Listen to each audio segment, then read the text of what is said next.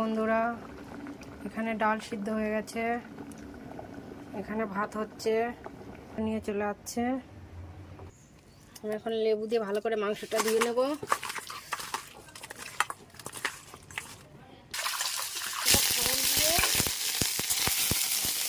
ঢেলে দেবো। এখন ডালটা আমি নিয়ে নেব। এখন মাংসের জন্য আলুটার পেস্টটা আদাটা কেটে নেব।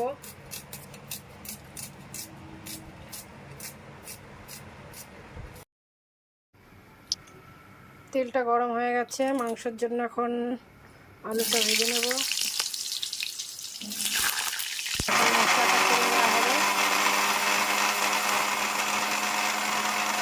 এতে লবণ দিয়ে দিলাম, হলুদ দিয়ে দিলাম।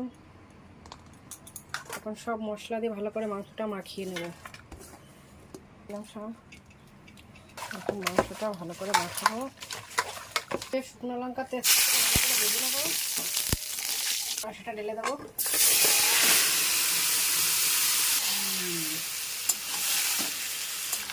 মাংসটা ভালো করে কষানো হয়ে গেছে, এখন আমি গরম জল দিয়ে দেবো।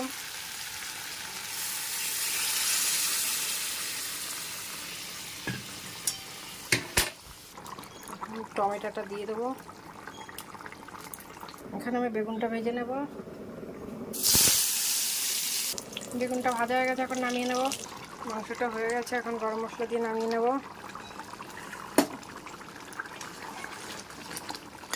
এখন ভাতটা খেয়ে নেবে।